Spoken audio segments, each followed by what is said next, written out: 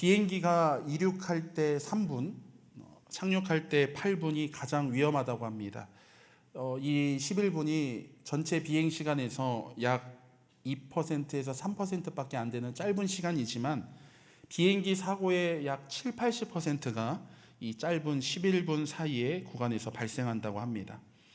그래서 이착륙하는 이 11분을 마의 11분이라고 불려진다고 합니다. 그런데 그 사고 중에서도, 그 비행기 사고 중에서도 절반 이상이 착륙할 때 발생한다고 합니다.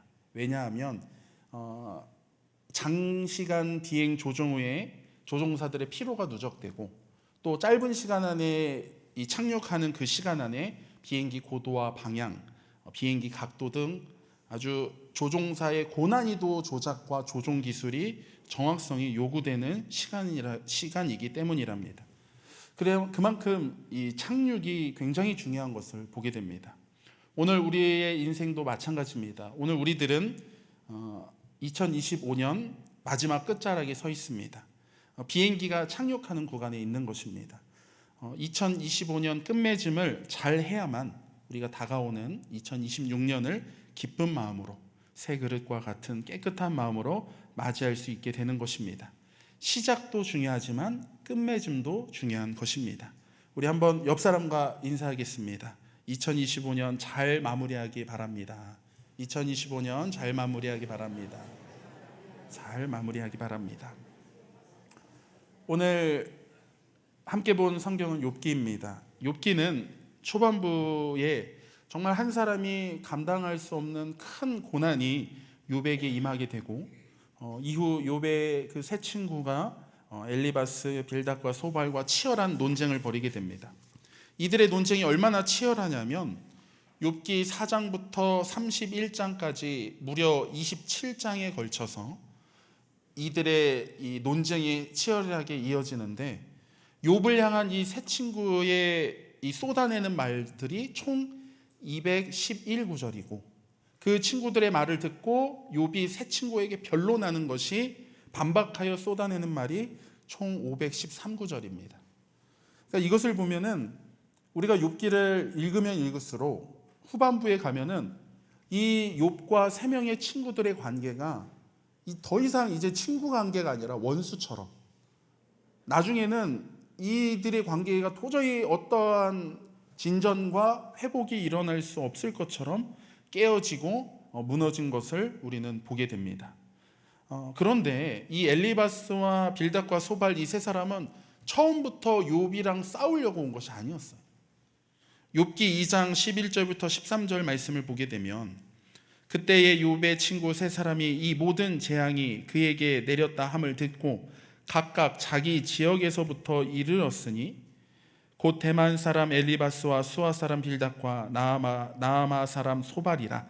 그들이 욥을 위문하고 위로하려 하여 서로 약속하고 오더니 눈을 들어 멀리 보매 그가 욥인 줄 알기 어렵게 되었으므로 그들이 일제히 소리질러 울며 각각 자기의 겉옷을 찢고 하늘을 향하여 티끌을 날려 자기 머리에 뿌리고 밤낮 7일 동안 그와 함께 땅에 앉았으나 욥의 고통이 심함을 보므로 그에게 한마디도 말하는 자가 없었더라. 그러니까 우리가 이 말씀을 통해 알 수 있는 건 세 명의 친구가 처음부터 욥이랑 한판 붙어보자, 한번 이 논쟁해보자 이러 온 게 아니라 서로 약속하고 소식을 듣고 위로하러 왔다는 거예요. 위로하러 와서 실제로 욥의 그 처참한 환경과 모습을 보니까 옷을 찢고 재를 머리에 뿌렸다. 이거는 아주 이 침통하고 참혹한 속에 표현하는 이 행동들인데 그 참혹함에 같이 울었다는 거예요. 애통했다는 거예요. 그리고 밤낮 7일 동안 욥이 그 망연자실한 채 앉아있는 그 곁에서 함께 머물러 아픔을 나눴다는 겁니다. 위로하러 왔던 위로자라는 거예요. 그런데 언제까지 계속 그런 상태로 머물 수 없잖아요. 계속 그 상태로 있을 수 없잖아요. 그래서 세 친구가 욥의 삶에 있는 큰 고난을 매듭짓기 위하여, 그 끝매듭을 짓기 위하여 욥을 향하여 쏟아낸 말들이 바로 우리가 욥기에 읽었던 그 말씀들입니다.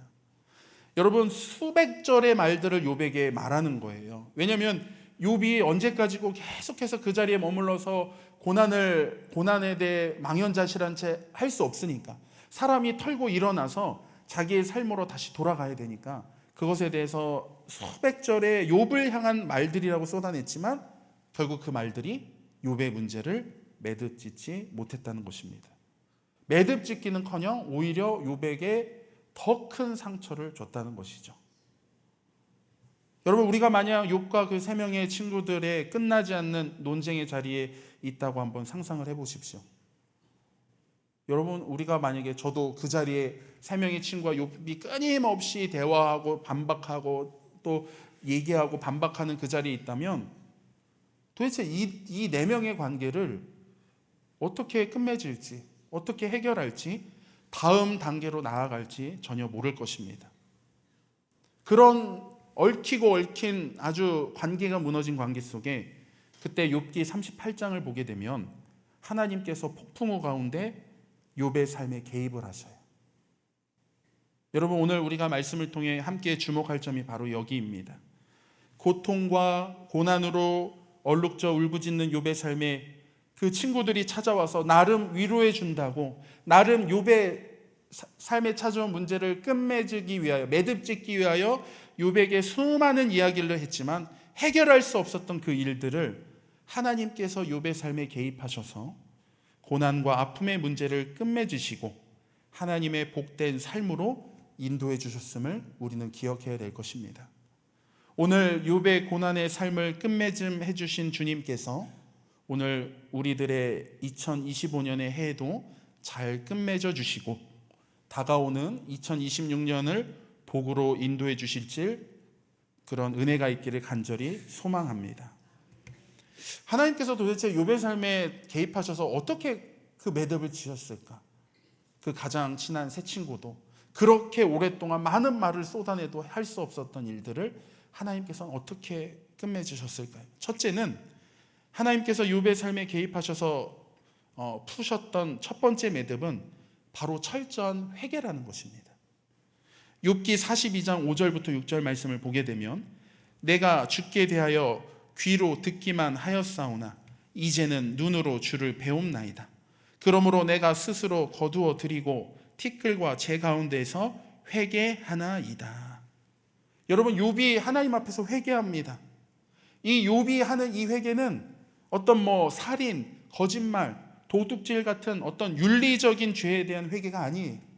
무엇에 대한 회개냐면 인식에 대한 회개인 것입니다. 욥기 42장 2절 말씀을 보면 주께서는 못하실 일이 없사오며 무슨 계획이든지 못 이루실 것이 없는 줄 아오니 라고 말씀하고 있어요. 여러분, 이 부분을 42장 2절을 새번역 성경에는 이렇게 말씀합니다. 주님께서는 못하시는 일이 없으시다는 것을 이제 저는 알았습니다. 주님의 계획은 어김없이 이루어진다는 것도 저는 깨달았습니다.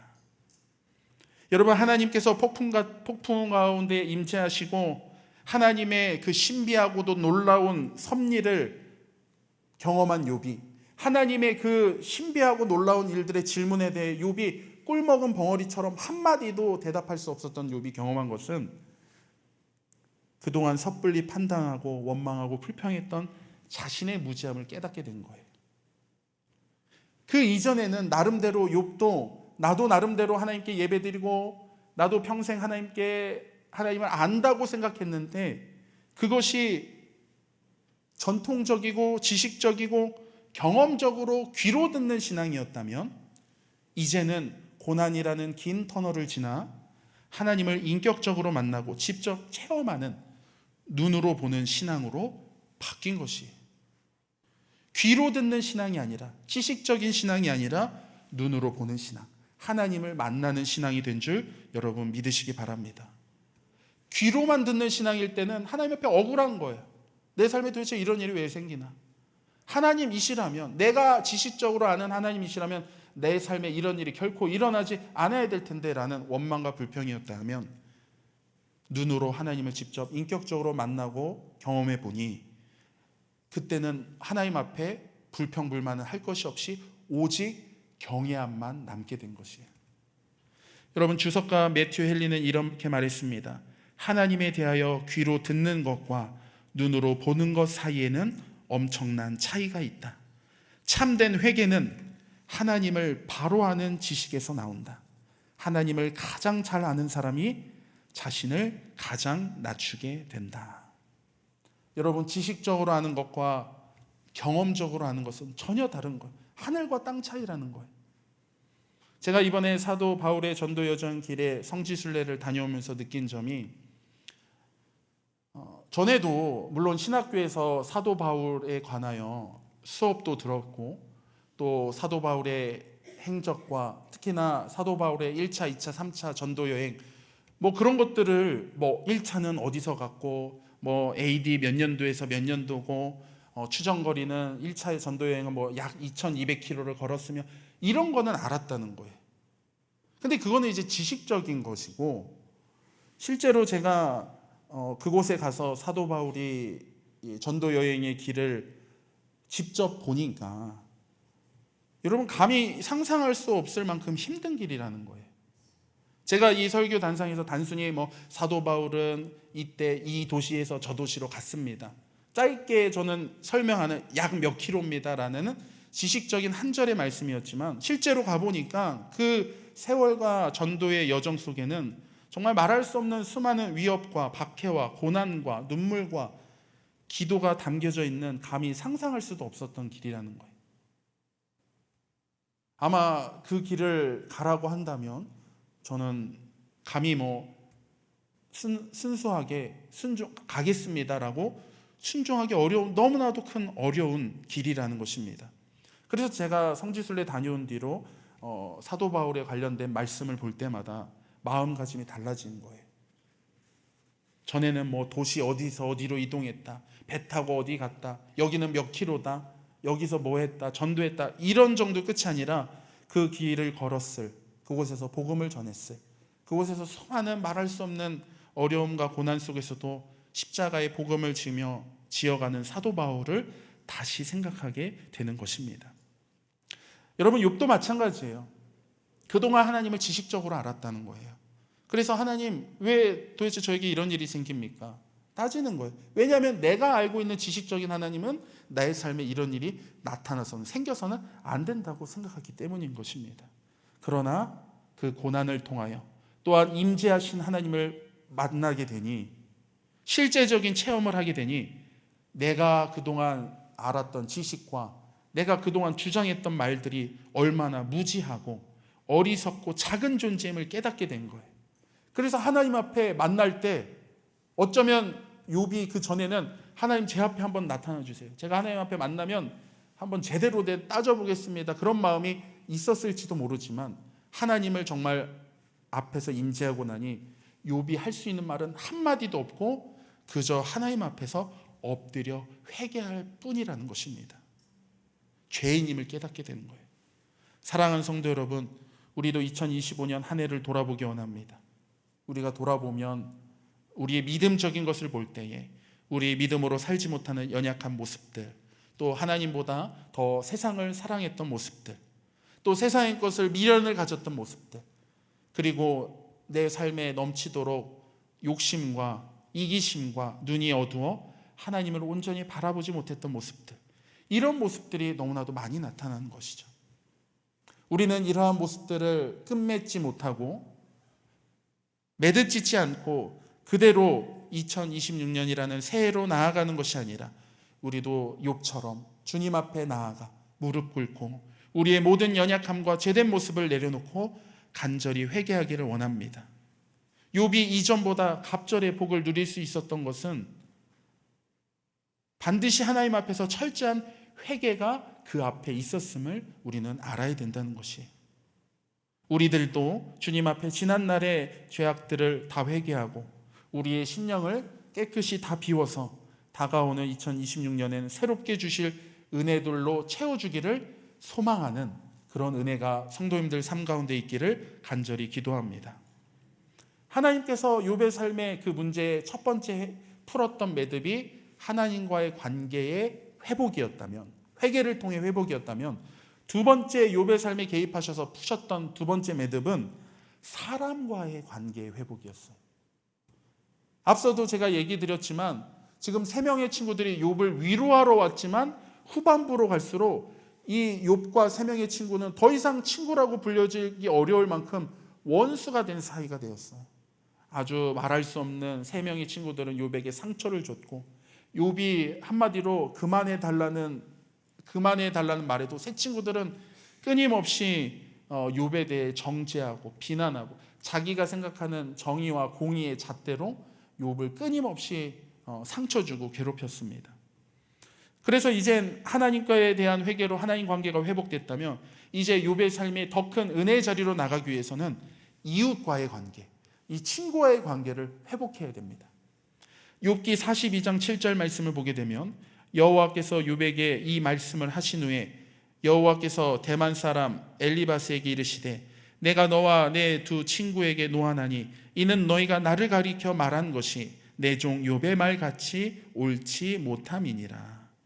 하나님께서는 욥을 비난했던 세 친구들의 비난 꾸짖으셔요.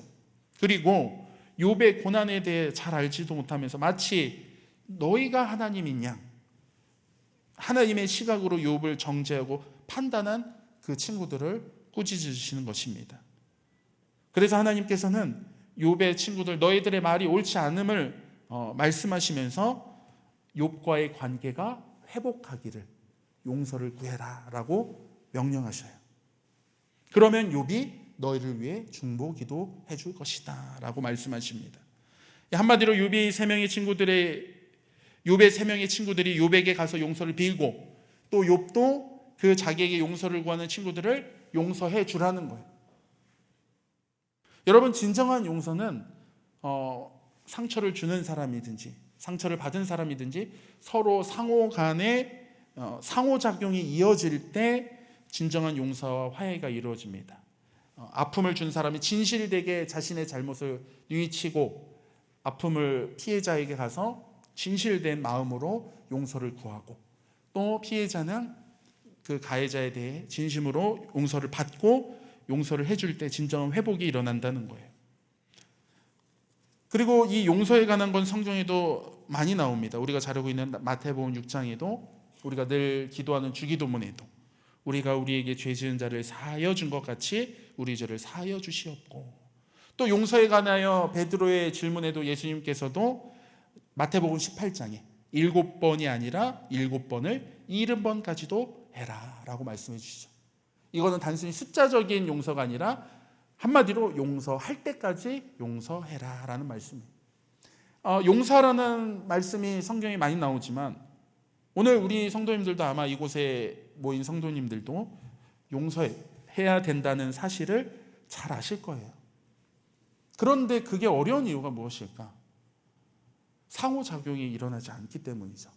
한마디로 상처받은 사람은 그 상처 준 사람을 잊지 않고 계속해서 아픔을 가지고 살아가는데 대부분 상처 준 사람은 잊어버리고 아무 일 없다는 듯이 살아가기 때문입니다. 그러니 그런 모습을 보니까 그걸 어떻게 용서해 주겠어요? 지금 당장 내 앞에 와서 진심으로 무릎 꿇고 용서를 구해도 용서해 줄까 말까인데 그 사람은 나에게 상처 준 사람은 나는 안중에도 없고 너무나도 잘 먹고 잘 사는 거예요. 나만 그 고통과 아픔 속에 그 시간에 갇혀서 괴로워하는 거예요. 그리고 또한 용서라는 것은 내가 용서를 했다라는 것은 그 아픔을 내가 감당하겠다는 거예요. 예를 들어 누군가가 내가 가지고 있는 10만 원짜리 물건을 파손했습니다. 그럼 그 사람이 용서를 구해요. 그럼 우리가 그 사건에 대해 그 사람을 용서해 주면 어떻게 됩니까? 그 10만 원이라는 부셔진 가치의 물건을 보상받지 않고 내가 오롯이 감당하는 거예요. 내가 손해를 보는 겁니다. 그렇기 때문에 용서가 힘든 거예요. 그러나 우리에게 가장 큰 놀라운 용서를 예수님께서 십자가를 통해서 보여주셨죠. 그 십자가의 사랑이 죄인된 우리에게는 값없이 주어지는 은혜지만 근데 그 죄값은 예수님께서 십자가에서 철저하게 감당하셨어야 된다는 것입니다.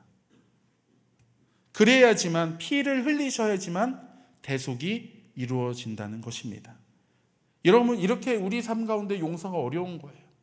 해야 되는 걸 알지만, 성경은 끊임없이 해야 되는 걸 알지만 우리가 그것이 너무나도 어렵고 힘든 일임을 알고 있습니다. 여러분, 그럼에도 불구하고 왜 우리가 용서해야 되느냐? 예수님께서도 말씀하셨지만 여러분, 용서를 하는 것은 상대방을 위해서가 아니라 나 자신을 위해서임을 여러분 기억하시기 바랍니다. 왜냐? 내가 그 사람을 용서하지 않고 마음으로 계속해서 미워하면 결국 이것이 그 사람의 문제가 아니라 내 문제가 된다는 거예요. 내가 이것을, 그 사람을 내 마음속에 진실되게 용서하지 않고 계속해서 미움과 분노와 증오와 후회와 저주로 가득 차 있다면 여러분, 이 마음을 품고 사는 삶은 그거는 마치 독을 품고 사는 삶과 마찬가지예요. 여러분, 독을 품었으니 누가 병들겠습니까? 바로 내 자신이 병드는 거예요.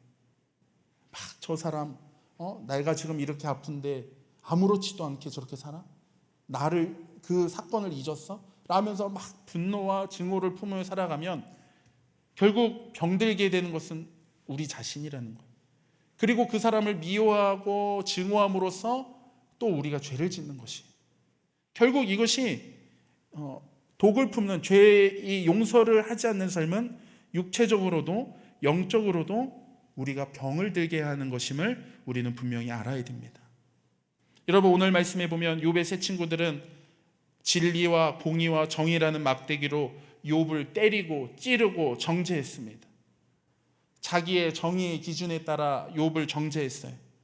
욥은 도무지 이해할 수 없는 삶 속에 자기에게 찾아온 이 고난에 대하여 그냥 무작정 회개를 촉구하는 세 친구들의 말에 억울하기도 하고 원망스럽기도 하고 분노가 차올랐을 것입니다.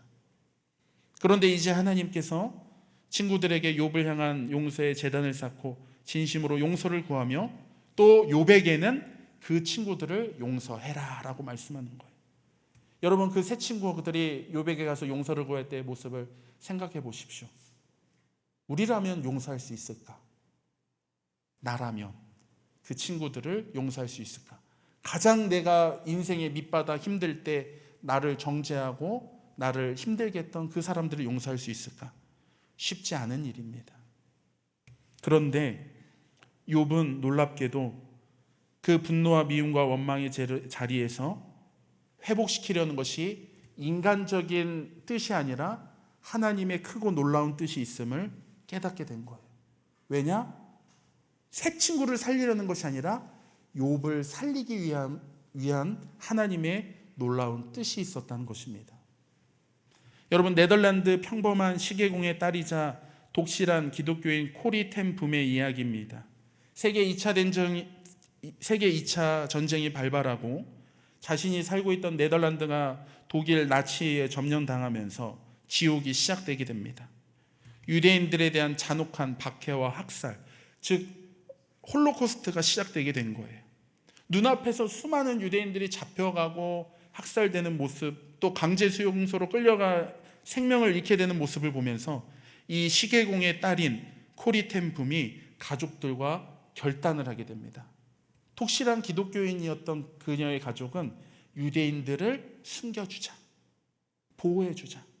그래서 유대인들이 자신의 집에 비밀 피난처를 만들어서 나치의 박해로부터 유대인들을 숨겨주기 시작했어요.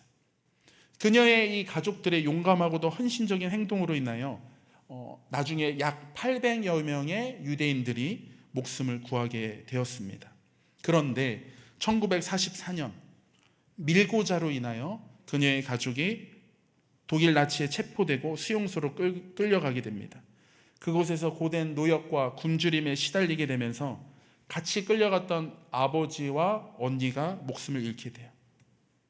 때마침 기적같이 전쟁이 끝나고 이 혼자, 코리 텐 붐 그녀 혼자 수용소에서 풀려나 살아가게 된 거예요. 그래서 전쟁 후에 그녀가 자신의 겪었던 그 삶을, 경험을 토대로 사랑과 평화를 전하는 인도주의자로서 여러 나라를 다니면서 강연을 하게 됩니다. 전쟁이 멈추고 사랑해야 된다라는 것으로 강연을 하게 돼요. 그런데 어느 날 독일에서 강연을 마칠 때였습니다. 많은 강연을 듣는 사람들 가운데 어떠한 중년의 남자가 찾아오더니 자신에게 손을 내밀며 말하는 거예요. 저를 용서해 주시겠습니까? 근데 이 코리 텐붐이 그 남자를 보니까 잊을 수 없는 얼굴의 남자였던, 바로 수용소에서 자신과 자신의 언니를 잔혹하게 되었던 간수였다는 거예요. 그래서 그 순간 그녀가 그동안 다 용서했다고 생각했는데 피가 거꾸로 솟는 듯한 분노가 온몸을 휩싸였다는 것입니다. 그 악수를 청한 손이 떨렸습니다. 그런데 순간 그녀의 마음에 주님의 음성이 들린 거예요. 용서해라. 용서해라. 그래서 그녀가 떨리는 마음으로, 탐탁지 않는 마음으로, 그럼에도 주님의 말씀에 순종하여 억지로 손을 내밀어 그 남자의 손을 잡고 악수를 할 때에 그 순간 하늘로부터 뜨거운 전류가 그녀의 온몸을 타는 듯한 느낌이 들었고, 그 앞에 있는 간수를, 자신의 아버지와 언니를 죽였던 그 간수를 진심으로 용서하고 사랑하게 되었다고 고백하는 거예요. 그래서 그녀는 그 뒤로도 여러 나라를 돌면서 사랑과 용서에 대해 강연을 전했습니다. 여러분, 욥이 새 친구를 용서하는 건 쉽지 않은 일입니다. 그러나 하나님 말씀에 순종하여 정말 간절하게 진심으로 그 새 친구를 위해 중보 기도할 때에 놀랍게도 하나님께서 욥의 마음속의 상처와 그의 쓴뿌리를 만져주시고 회복시켜 주신 은혜를 주십니다. 오늘 우리들도 지난 한 해 여러분, 사람마다 누구나 다 누군가를 미워하고 용서하지 못한 응어리진 일이 있다면 여러분, 그 일들이 회복되는 용서의 역사가 나타나기를 간절히 기도합니다. 여러분, 그것을 여전히 간직하고 우리는 여전히 2026년을 맞이하는 것이 아니라 우리는 이 2025년 마지막 주일 자리에서 예수님께서 나를 용서하시고 사랑하셨듯이 우리도 그 사람을 진심으로 용서하고 사랑하는 역사가 나타나기를 간절히 원합니다. 여러분, 하나님 앞에 회개하여 하나님의 관계가 회복되고 하나님의 은혜로 말미암아 새 친구를 용서하며 이웃과의 관계가 회복된 욥이, 그 욥의 삶에 놀라운 일이 나타납니다. 수직적인 회복, 그리고 이웃과의 수평적인 회복이 나타나니 욥기 42장 10절 말씀, 욥이 그의 친구들을 위하여 기도할 때 여호와께서 욥의 공경을 돌이키시고 여호와께서 욥에게 이전 모든 소유보다 갑절이나 주신지라. 여러분, 우리는 이 말씀을 주목해야 됩니다. 욥이 언제 하나님께 은혜를 받았느냐? 하나님께서 욥에게 많은 은혜를 주시고 그 은혜 받은 다음에 마음이 넉넉해져서 욥을 친구들을 용서한 게 아니라, 언제 이런 갑절의 은혜가 주셨냐면 욥이 그 친구들을 위해 기도할 때, 즉 마음으로 진심으로 용서를 할 때, 그때 하나님께서 욥에게 이전의 모든 소유보다 갑절의 은혜를 주신 줄 여러분 믿으시기 바랍니다. 여기서 갑절은 단순히 2배나 주셨다, 고난당하기 전보다 딱 2배 주셨다, 이런 의미가 아닙니다. 갑절은 당시 장자에게 주어지는 상속분을 의미합니다. 이것은 무엇이냐면 하나님께서 욥을, 가장 완전한 위로와 고통 속에 있는 욥을 가장 높은 자리로, 건강과 물질과 명예와 육체와 영적으로 모든 것을 회복해 주신 것을 뜻하고 말하는 것입니다. 영국의 설교의 황태자라고 불려지는 찰스 스펄전 목사가 말했습니다. 욥의 공경이 언제 돌아왔는가? 그가 자신을 괴롭게 한 자들을 위해 기도할 때였다. 기도의 문이 열릴 때 축복의 창고도 열린다. 하나님은 고난의 밤을 보내는 자들에게 아침에 갑절의 은혜를 예비해 주신다. 사랑하는 성도 여러분, 우린 2025년 마지막 주일을 보내며 다시는 우리 인생에 맞이할 수 없는 2025년이라는 시간을 끝맺음을 잘하기를 원합니다. 우리 삶에 아직도 미련을 가진 채 끊어내지 못했던, 주님 앞에 서기에 부끄러웠던 우리의 연약한 모습들 다 내려놓기 원합니다. 주님 앞에 회개하기 원합니다. 또한 아직도 누군가를 미워하고 풀지 못한 응어리가 있다면 주님 앞에 나아가 용서하기 원합니다. 그래서 진정으로 주님 앞에 회개하고 우리의 마음을 속에 있는 미움을 용서할 때에, 그리고 사랑할 때, 더 나아가 그 사람을 위해서 기도해 줄 때에 하늘의 창고의 문이 열려 오늘 욥의 삶에 갑절이나 은혜를 부어주신 하나님의 놀라운 은혜가 우리 사랑하는 성도 여러분 삶 가운데 부어주실 줄 믿습니다. 우리 2025년에 아름다운 마침표를 찍고 믿음으로 새해를 맞이하는 저와 여러분이 되기를 간절히 축원합니다.